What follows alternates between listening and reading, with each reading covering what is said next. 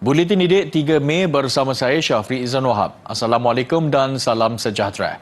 Kementerian Pendidikan KPM membenarkan murid, guru dan anggota pelaksana di semua institusi pendidikannya memakai pakaian sukan yang sopan semasa cuaca panas. Kebenaran khas itu bagi mengelakkan sebarang komplikasi kesihatan susulan keadaan cuaca panas melampau. Murid juga tidak diwajibkan untuk memakai tali leher bagi mereka yang memilih pakaian seragam ke sekolah. Melalui kenyataan yang sama, KPM turut meminta pihak sekolah sentiasa memantau keadaan cuaca dari semasa ke semasa supaya tindakan segera dapat diambil bagi menjamin kebajikan, kesihatan dan keselamatan murid, guru dan anggota kumpulan pelaksana. KPM sebelum ini telah mengeluarkan arahan pentadbir dibenar menutup sekolah jika cuaca panas berada pada tahap amaran 2 dengan suhu tertinggi melebihi 37 darjah Celsius selama 3 hari berturut-turut. Menerusi garis panduan yang berkuat kuasa serta merta itu, institusi pendidikan di bawah KPM termasuk sekolah dibenarkan ditutup jika kawasan mereka diisytiharkan heatwave atau gelombang haba oleh Jabatan Meteorologi. Garis panduan itu juga menyebut semua aktiviti luar yang melibatkan murid, guru dan pensyarah perlu dihentikan jika status suhu harian bagi cuaca panas berada pada tahap amaran pertama untuk 3 hari berturut-turut.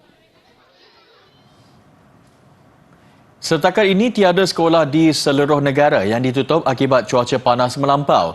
Timbalan Menteri Pendidikan Lim Hui Ying berkata, sekolah yang berhadapan cuaca panas sehingga mampu menjejaskan kesihatan murid boleh memaklumkan kepada Jabatan Pendidikan Negeri JPN masing-masing untuk tindakan lanjut. Jelasnya, ia berdasarkan arahan KPM yang membenarkan penutupan sekolah yang terdedah kepada suhu melebihi 37 darjah Celsius selama 3 hari. Untuk mengelak sebarang perkara tidak diingini, KPM mengarahkan semua aktiviti luar termasuk kegiatan ko-kurikulum dan sukan dihentikan buat sementara. Hui Ying turut meminta pihak sekolah segera memberi kelonggaran kepada pelajar untuk tidak mewajibkan pemakaian pakaian seragam ketika hadir sesi pembelajaran harian. Pihak sekolah juga diminta mengingatkan murid untuk minum air secukupnya. Perkara itu disampaikan dalam sidang media sempena lawatan kerja sekolah sekitar daerah Kota Star. Lawatan kerja itu bertujuan meninjau proses pembelajaran dan bertemu dengan warga pendidik sekolah terbabit. Dasar dan pelan tindakan kanak-kanak perlu diaktifkan segera dan bukannya melaksanakannya secara bermusim. Gasan itu dibuat oleh Peguam Pemerhati kepada kes penderaan terhadap remaja sindrom Down Bella. Menerusi kenyataan yang dikeluarkan, kumpulan Peguam Pemerhati ini berpendapat pengaktifan segera dasar dan pelan tindakan kanak-kanak ini untuk mengelak kes penganiayaan dan pengabaian serupa berulang. Kenyataan itu juga menyebut kes umpama itu adalah manifestasi kelompangan perundangan yang perlu segera ditutup dengan penambahbaikan kepada Akta Kanak-Kanak 2001 bagi menjadikannya lebih inklusif melindungi kanak-kanak. Sebelum ini, Tunku Mahkota Johor, Tunku Ismail Sultan Ibrahim melantik 4 peguam, Datuk Baljit Singh Sidhu, Datuk Khairul Anwar Rahmat, Datuk Iqbal Salam dan Muhammad Razi Yatiman sebagai peguam pemerhati bagi membantu pasukan pendakwaan. Mahkamah Session Kuala Lumpur siang tadi menjatuhkan hukuman 12 tahun penjara kepada pengasas rumah bonda Siti Bainun Ahmad Razali. Hakim Izralizam Sanusi mengarahkan hukuman itu berjalan serentak bermula hari ini. Susulan Siti Bainun dikenakan penjara 10 dan 12 tahun, masing-masing atas kesalahan mengabai serta menganiaya remaja itu.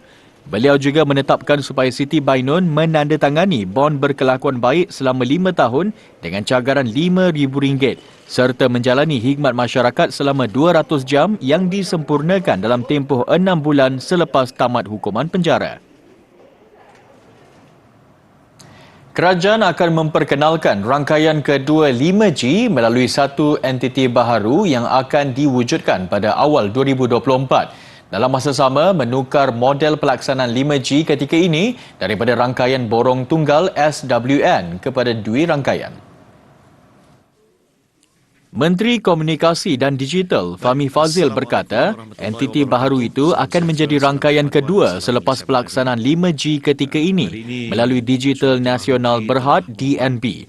Langkah itu diambil selepas melaksanakan penelitian menyeluruh mengenai impak kesan pelaksanaan 5G ketika ini. Kerajaan pada hari ini bersetuju supaya pelaksanaan rangkaian 5G di Malaysia diteruskan melalui Digital Nasional Berhad atau DNB sehingga mencapai 80% liputan di kawasan berpenduduk menjelang penghujung 2023. Manakala peralihan kepada model dui rangkaian atau dual network akan dilaksanakan berpandukan syarat-syarat yang selari dengan amalan di peringkat global yang menawarkan kepelbagaian rangkaian bukan sahaja untuk rakyat malah juga untuk sektor perindustrian yang merupakan antara kumpulan sasar penggunaan teknologi 5G. Beliau berkata demikian selepas mesyuarat Kabinet yang dipengerusikan Perdana Menteri Datuk Seri Anwar Ibrahim. Keputusan itu dibuat dengan anjakan fokus kepada elemen penerima gunaan dan inovasi berasaskan teknologi 5G secara komprehensif. Model dui rangkaian itu turut mengambil kira kemampanan ekosistem industri telekomunikasi di Malaysia sekaligus menamatkan unsur monopoli yang sering dikaitkan dengan DNB.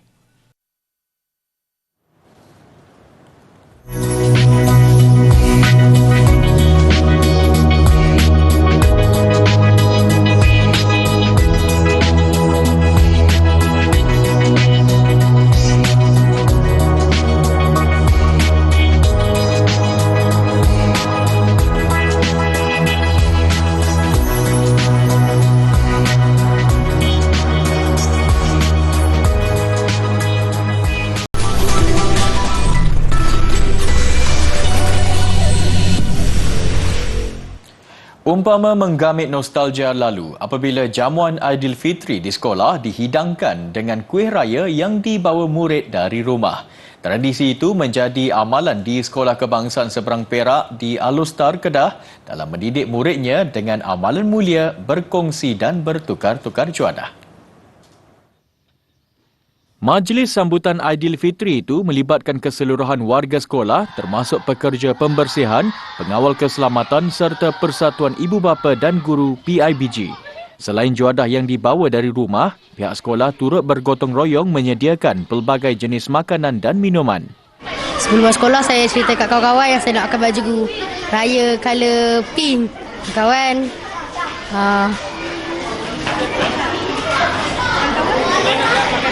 seronok lah. Sebab ada sambutan hari raya di sekolah, ada banyak makanan, banyak kawan-kawan. Rasa suka. Dan saya suka sambutan hari raya. Saya tak macam raya macam ni, saya tak. Kuih pun suka. Guru besarnya Syahrani Ibrahim berkata, sambutan disertai ke semua 157 murid tahun 1 hingga 6 dengan masing-masing segak berpakaian raya. Jamuan diadakan di kawasan Dewan Terbuka tanpa terdedah secara terus kepada terik matahari. Yang seronok hari ini yang saya tengok dengan baju-baju. Baju yang berwarna-warni. Ada yang kita tak tengok dengan tengkolok dia, budaya Melayu dia. Jadi kita nak mengenengahkan kepada pelajar-pelajar kita tentang kebudayaan orang Melayu. Dan hari ini kita tengok terdapat banyak kuih-muih yang disediakan oleh waris-waris, seorang satu keluarga, satu kuih menyumbang ke pihak sekolah. Rusak dengan kaki tangan, dengan cikgu-cikgu habis dia gerah. Jadi hubungan kami di sini rusak, cikgu, staf, pekerja awam semua bersatu hati. Ini semua adalah hasil dari rusak. Selain jamuan, acara juga dimeriahkan dengan peragaan baju raya oleh murid. Suasana menjadi riuh dengan sorakan melihat gelagat guru yang tampil ke pentas memperagakan pakaian masing-masing. Kanak-kanak berusia setahun sepatutnya sudah boleh bercakap sekurang-kurangnya satu patah perkataan. Namun jika telah mencecah umur 2 tahun dan belum berupaya mengungkapkan apa-apa perkataan, anak itu ada masalah kelewatan pertuturan. Tanggapan perkara ini normal dan anak akan lancar bertutur dengan sendiri seiring masa perlu dibetulkan. Malah sikap penafian ibu bapa dengan melabel anaknya pendiam hanya akan memburukkan lagi keadaan. Ikuti kupasan Fatin Hanani Sahimi.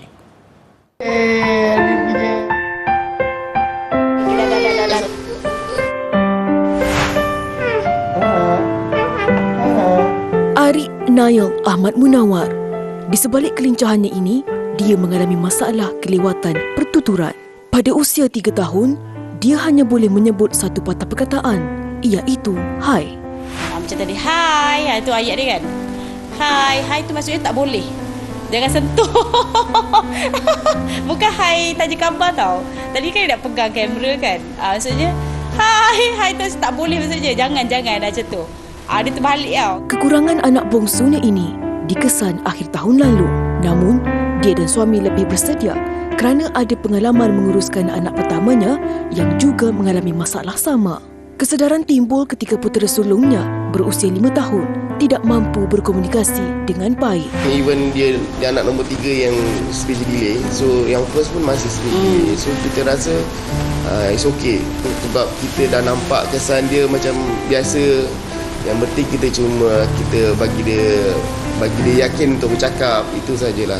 Selain menjalani terapi di hospital, anaknya juga dihantar mengikuti kelas sosial.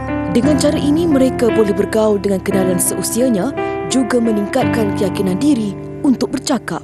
Cuti hujung minggu dimanfaatkan dengan melakukan aktiviti bersama keluarga. Ternyata ia membuahkan hasil apabila pertuturan anaknya semakin lancar. Baik, kebiasaannya bagi kanak-kanak yang berumur 2 tahun, mereka ini boleh menggabungkan dan juga menyebut 2 patah perkataan. Dan secara amnya, bagi kanak-kanak yang berumur 3 tahun dan seterusnya, tahap keupayaan mereka untuk menggabungkan dan juga untuk menyebut perkataan itu bertambah mengikut peningkatan umur mereka.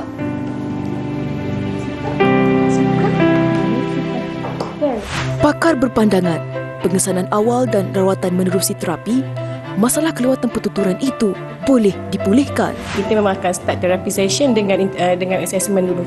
So dia datang dulu, kita akan tengoklah apa isu dia, sejauh mana tak boleh bercakap, adakah tak respon langsung. So daripada situ, kita akan conclude if dia perlukan terapi ataupun boleh pergi sekolah.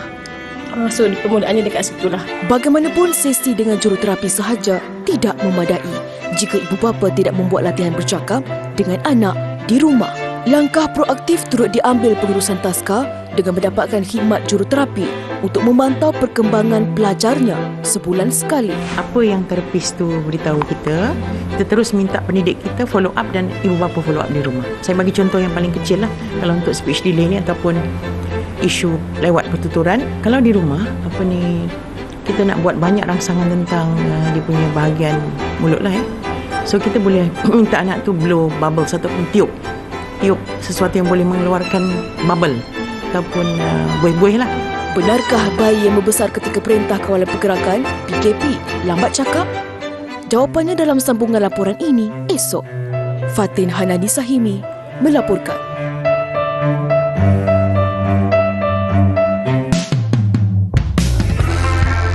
Kami warga SK Segambut ingin mengucapkan Selamat Hari Raya Aidilfitri. Maaf lahir dan batin. Kami dari SK Taman Arah Manis ingin mengucapkan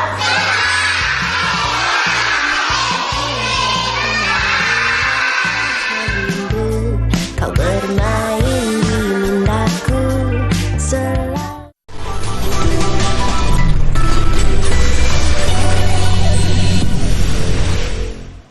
Masih mengenai perkembangan anak-anak. Sekali pandang, seorang remaja di Lagos, Nigeria, kelihatan seperti artis profesional. Malah Christine Naji, 17 tahun, mampu berkarya di ruang tamu rumahnya yang sudah bertukar menjadi studio seni dengan bantuan dan sokongan ibunya. Hakikatnya, ketika berusia 3 tahun, Christine hanya mampu merenung jauh dan tidak memberi respon ketika namanya dipanggil. Sudah tentu ini membimbangkan ibunya, Nonya Mike Naji. Pada mulanya dia menyangka Christine mengalami masalah pendengaran.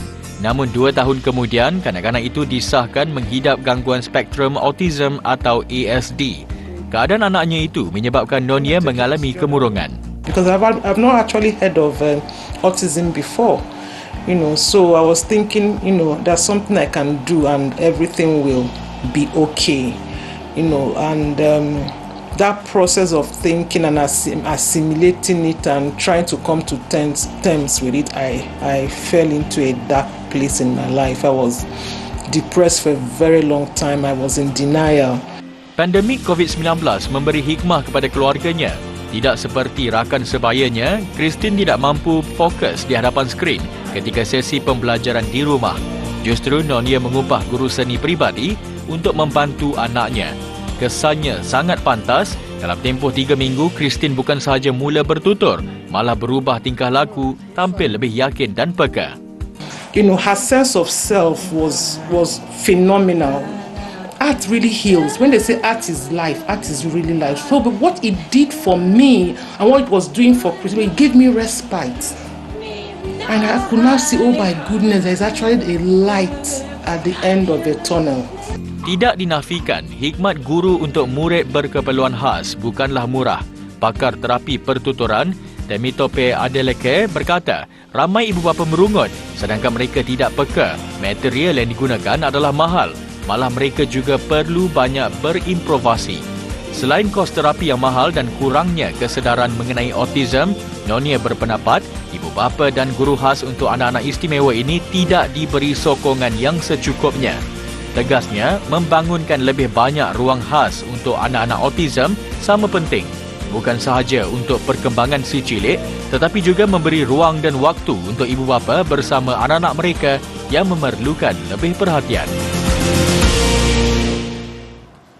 Lebih 1 tan sampah ditemui pasukan penyelam di sekitar Pulau Miljet, Croatia dalam aktiviti pembersihan dan mengurangkan pencemaran Laut Adriatik. Miljet yang terletak di barat laut destinasi pelancongan popular Dubrovnik sudah menjadi empangan semula jadi untuk sampah yang dibawa arus dari selatan ke utara. Kebanyakan sampah yang dikumpul terdiri daripada kaca dan plastik. Pelbagai barangan termasuk tayar kereta, sisa kayu serta logam dikumpul dari laut jernih sekitar pulau itu. Sampah-sampah tersebut diasingkan mengikut kategori berbeza dengan menggunakan beg berlainan warna. Na ovoj akciji baš smo imali prvo testiranje ovoga razdvajanja otpada pod vodom, pošto je znanstvenicima bitno da znaju kojeg otpada točno je bilo u kojim količinama. Mi smo sad odlučili da ćemo svim ronijacima podijeliti vreće različitih boja i da će oni već pod vodom dole nekako razdvajati taj otpad. Menurut saintis di Institut Kajian Lautan dan Perikanan Split, Pero Tutman, masalah marin adalah masalah alam sekitar nombor 1 global.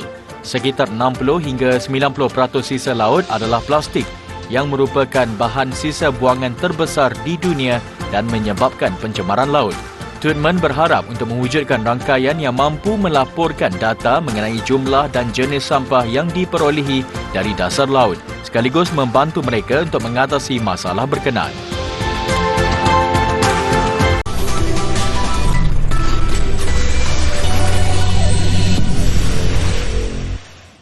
Sukan SEA Kamboja 2023 bakal menjadi penanda aras terbaik kekuatan sebenar kontingen negara bagi mengharungi musim sibuk selepas ini menjelang penyertaan di Sukan Asia dan Olimpik.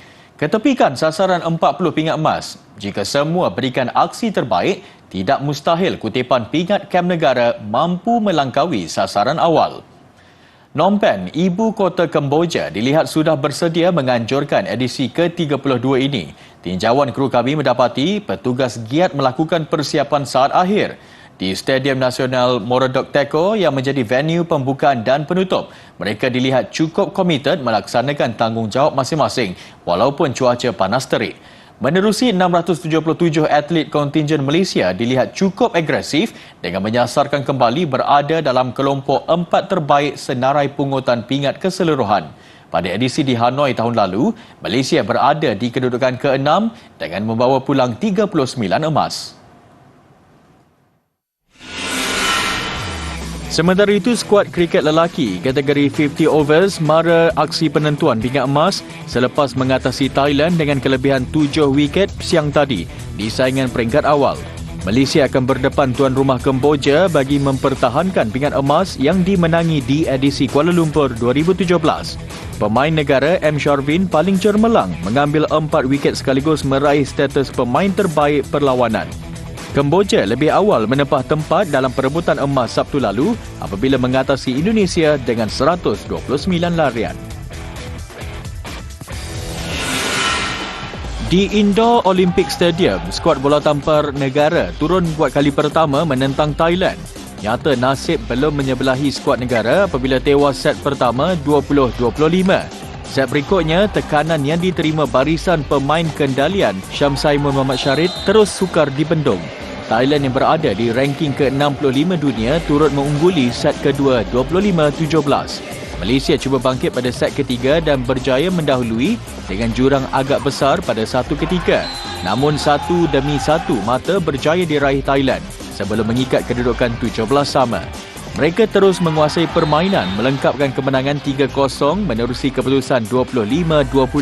Peluang untuk mara ke separuh akhir masih terbuka, namun dengan syarat Malaysia perlu menang 2 aksi peringkat kumpulan B selepas ini.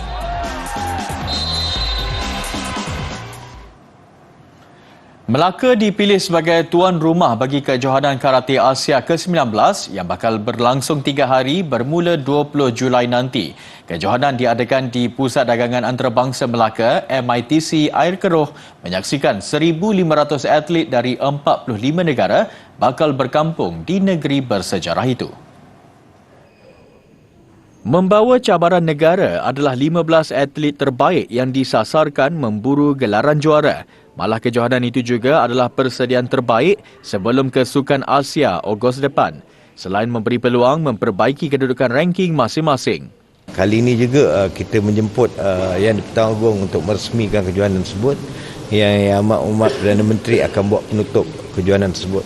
So saya akan buat grand sebagai organizer pada penganjur pada tahun ini sebagai contoh untuk World Karate melihat perbezaan ataupun penyediaan yang kita buat di Melaka.